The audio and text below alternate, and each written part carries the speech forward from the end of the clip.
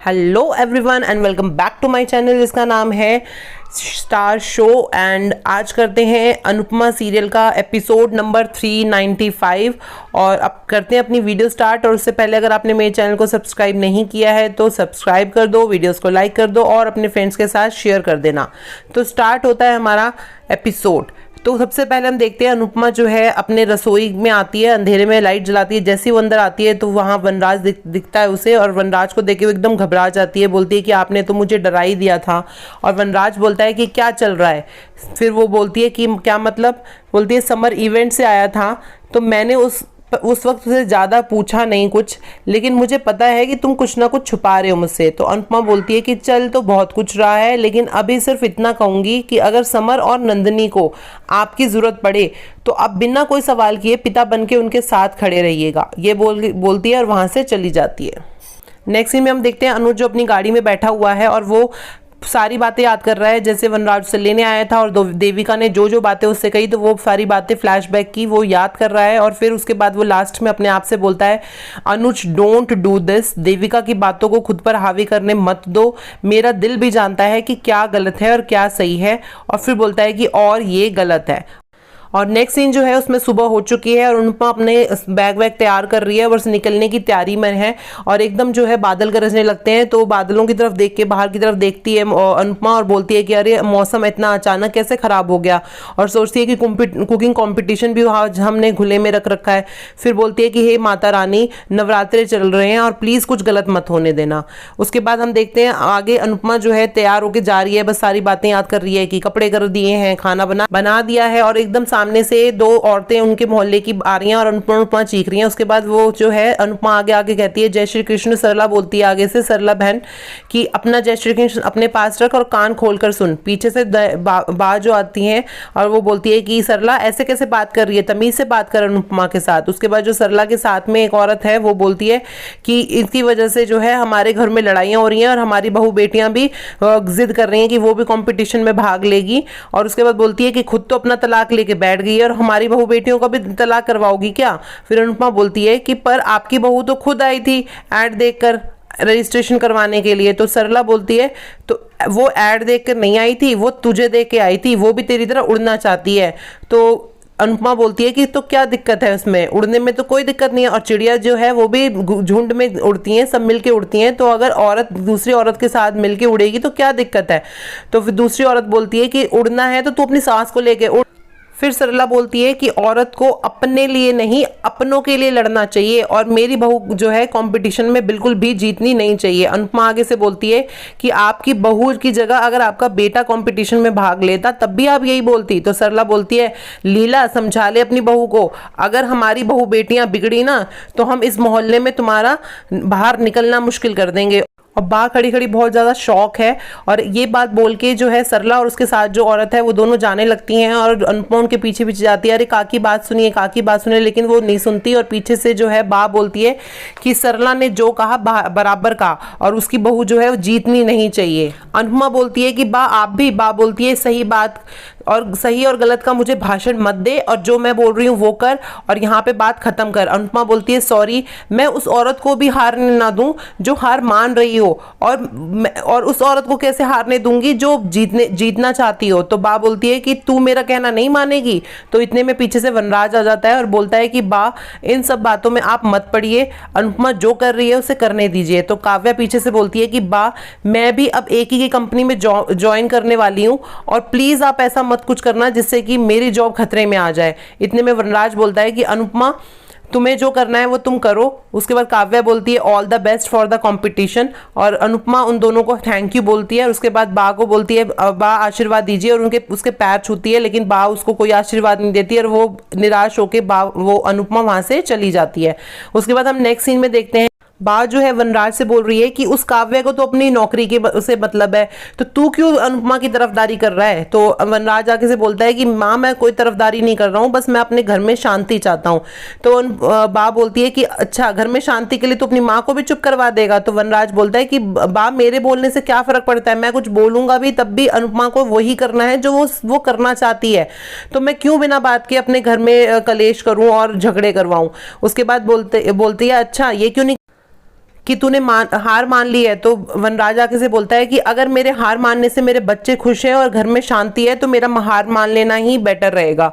उसके बाद जो है बा बोलती है कि पर मुझे तो प्रॉब्लम है। वनराज इतने में बोलता है, अचानक बादल गरजने की आवाज आती है कि अचानक जो है मौसम इतना ज्यादा खराब कैसे हो गया। तो बा बोलती है अच्छा है, अब मैं देखती हूँ कि वो कंपटीशन कैसे रखती है, उसने तो खुले में कंपटीशन रखा हुआ है ना। तो और ये सारी बातें जो है वहां पे बाबूजी खड़े खड़े सुन रहे हैं, बा और वनराज के बीच में जो भी बातें हो रही हैं। नेक्स्ट सीन में हम देखते हैं अनुपमा जो है अपने कारखाने में खड़ी हुई है और वहाँ पे जो है सारे अरेंजमेंट को देख के बहुत ज़्यादा खुश है। और इसलिए इतना ज़्यादा खुश है क्योंकि वहाँ जो जितना भी कंपटीशन का अरेंजमेंट था अब कारखाने में हो गया था और वहाँ पे सारे अरेंजमेंट हो रहे थे, तो वो बहुत खुश है। और वहाँ खड़ी खड़ी बोल रही है कि थैंक यू कान्हा जी और थैंक यू बापूजी, आपने कारखाना अगर नहीं देते मुझे तो मैं कंपटीशन हमें कैंसिल करना पड़ता। और इतने में पीछे से अनुज आ जाता है और बोलता है कि हाँ तुमने बिल्कुल सही कहा, बाबूजी अगर हेल्प नहीं करते तो इतने कम टाइम पे हम वेन्यू को अरेंज नहीं कर पाते। और उसके बाद बोलता है कि all thank him, I just hope कि वनराज आज कोई नया ड्रामा ना करे यहाँ पर। तो अनुपमा आगे से बोलती है कि बापूजी ने कहा है कि वो यहाँ सब कुछ संभाल लेंगे और वरना मैं आपको कभी भी यहाँ पे नहीं आने देती। तो अनुज आगे से बोलता है कि जानता हूं मैं ये बात, और ये बात बोलता है और उसकी तरफ अनुपमा की तरफ देखता रहता है। और अनुपमा खड़ी खड़ी यही सोच रही है बस कि हे कान्हा जी सब कुछ ठीक से हो जाए, अच्छे से हो जाए। नेक्स्ट में हम देखते हैं बात जो है लड़ रही है बापूजी से कि आपने कारखाना वहाँ पे क्यों दिया उन्हें। और बापूजी बोलते हैं कि क्योंकि मैंने कहा है इसलिए उन्होंने कारखाना लिया है और इस बात पे मुझे कोई बहस नहीं करनी है। और ये बात यहीं पे ख़त्म होती है। उसके बाद वनराज की तरफ देख के बोलता है, बापूजी बोलते हैं कि बेटा बारिश की वजह से मुझे ये फैसला लेना पड़ा और मैं तुझे परेशान नहीं करना चाहता था। तो वनराज बोलता है इट्स ओके बाबूजी, कोई बात नहीं, लेकिन अगर कॉम्पिटिशन वहाँ जब तक होगा तब तक मैं वहाँ कैफे में नहीं जाऊँगा और मामा जी वहाँ जब तक संभाल लेंगे। उसके बाद बापूजी बोलते हैं कि तुझे जैसा ठीक लगे, बस मुझे कोई तमाशा नहीं चाहिए, ना तो यहाँ पे कोई तमाशा चाहिए और ना मुझे वहाँ पे कोई तमाशा चाहिए। और बा इस बात पे बहुत गुस्सा है और बोलती है, बड़बड़ाने शुरू कर देती है, आज तो वो अनुज का जो है कारखाने में घुस गया, देखना थोड़े दिनों में वो हमारे घर में भी घुस जाएगा। उसके बाद वहाँ पे समर आ जाता है और उनके पैर छूता है और कूल डूड बोलता है। उसके बाद बोलता है कि मेरा पे आ गया है और बाबूजी उसे बहुत खुश होकर शाबाशी देते हैं और वनराज भी बहुत खुश है वहाँ उन्हें देख के। और फिर बोलता है कि बा बोलती है एक इवेंट के लिए इतना ज़्यादा पैसा मिला है तुम्हें। तो काव्या उधर से बोलती है कॉर्पोरेट इवेंट्स जो होती हैं उनमें बहुत अच्छा पे मिलता है और ये वैसे भी इवेंट्स जो थी एक की जान पहचान की थी, तो ये बहुत बड़ी जो इवेंट होगी।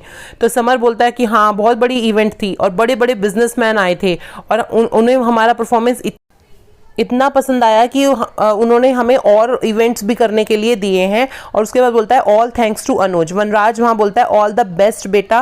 और उसके बाद समर बोलता है थैंक यू और उसके बाद बोलता है कि नेक्स्ट इवेंट में मैं और मम्मी साथ में परफॉर्म करेंगे और ये आइडिया भी अनुज कपाड़िया का है, माँ और बेटे को डांस करते हुए पहली बार देखा जाएगा। फिर उसके बाद बा बोलती है नाचोगे कहाँ पर, अनुज की पार्टी में। तो वनराज आगे से बोलता है बेटा हमें भी बता देना जब तुम्हारी परफॉर्मेंस हो, हम भी देखना चाहते हैं तुम माँ बेटा की परफॉर्मेंस आकर। उसके बाद वहाँ पे बाबूजी, बा और काव्या और in the same time summer भी बहुत ज़्यादा सरप्राइज हैं कि वो वनराज इतना अच्छा से कैसे बोल रहा है और इतने अच्छे से कैसे बिहेव कर रहा है जहाँ बात अनुपमा की हो रही है। तो नेक्स्ट सीन में हम देखते हैं अनुपमा जो है इधर से उधर चक्कर काट रही है, बहुत टेंशन में है और देख रही है दरवाजे की तरफ बार बार। उसे देख के जो है वहाँ पे देविका और वनराज आ जाते हैं और बोलते हैं कि मैडम आप इतनी, देविका बोलती है कि मैडम आप इतनी ज़्यादा परेशान क्यों हैं।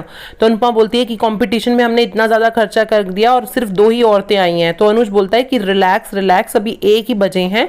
और उसके बाद देविका बोलती है और 1 बजने से पहले तेरे चेहरे पर 12 बज चुके हैं। अनुपमा बोलती है, उधर से फिर देविका चली जाती है। अनुपमा बोलती है कि सॉरी शायद मेरा आइडिया सही नहीं था।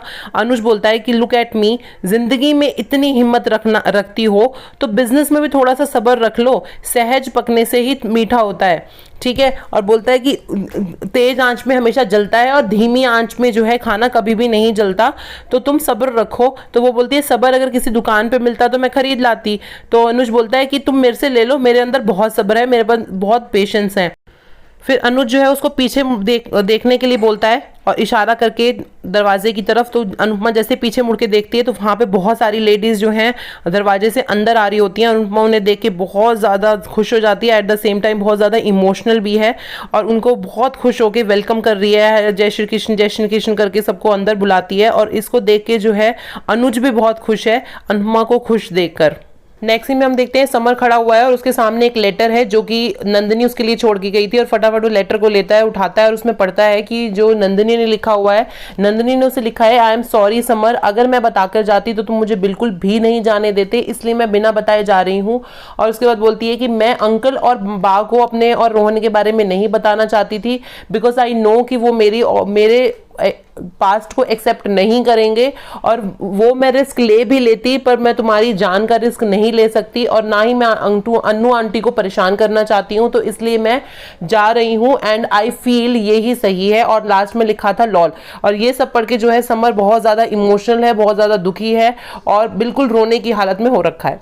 तो अब नेक्स्ट सीन में हम देखते हैं अनुपमा जो है उन लेडीज के साथ में, और एक लेडी उनको बोलती है कि आप मेरी इंस्पिरेशन है, और शादी के बाद जितनी भी मेरी डिग्री थी वो सारी की सारी ऐसी रखी हुई थी अलमारी में, और अब मुझे आपसे इंस्पिरेशन मिल रही है कि मुझे भी अपने लिए कुछ करना चाहिए। दूसरी लेडीज बोलती है कि हाँ आपने जितनी स्ट्रगल किया है, जितना कुछ किया है, और अगर हम यहाँ आने तक भी थोड़ा स्ट्रगल कर लेते हैं तो ये भी हमारे लिए काफ़ी होगा। सारी लेडीज़ कुछ ना कुछ बोल रही थी। एक लेडीज़ बोल रही थी कि मेरे ससुराल वाले सोचते थे कि मैं नौकरी नहीं कर सकती क्योंकि मेरे पास पढ़ाई लिखाई नहीं है, मैं पढ़ी लिखी नहीं हूँ, लेकिन मैं खाना तो बनाना जानती हूँ ना। तो ये सब बोल रही है और सब बोलने लग रहे हैं, कुछ कुछ अपनी अपनी बातें बता रहे हैं। और अनुपमा जो है वो बहुत ज़्यादा इमोशनल हो रही है सारी बातें सुन के, और बाहर दूर खड़ा हुआ अनुज और देविका भी वो बातें सुन रहे हैं। और अनुज बोलता है देविका से कि ये है असली अनुपमा, प्योर मैजिक। उसके बाद देविका बोलती है ये मैजिक तेरी वजह से कंप्लीट हुआ है, और उसके बाद बोलती है कि तूने कंप्लीट किया है अनुपमा को, और वनराज जो था वो तो बहुत घमंडी था, अपने बारे में ही सोचता था, लेकिन तू अनुपमा के बारे में सोचता है।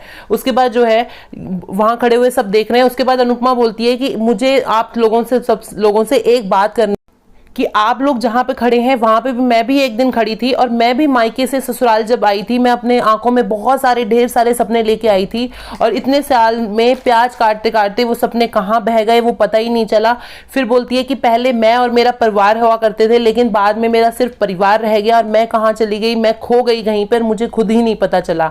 फिर बोलती है कि ये कहानी हर घर की है और हर औरत की है, सिर्फ औरत का नाम बदलता है। फिर कहती है कि मैंने भी सोचा कि इस कहानी को बदलना चाहिए, और बदलने के लिए हमें अपनी कहानी खुद लिखनी पड़ेगी। फिर बोलती है कि कम से कम एक पन्ना तो हमें खुद ही लिखना पड़ेगा, बस ज्यादा नहीं, अपना नाम। उसके बाद बोलती है कि जीवन के हर पन्ने में अपना नाम।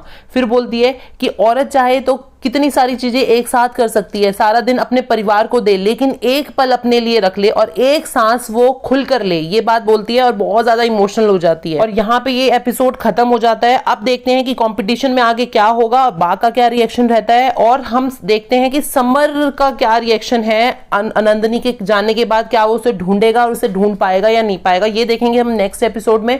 तो मिलेंगे अपने नेक्स्ट एपिसोड में, जब तक के लिए have a nice day and good bye.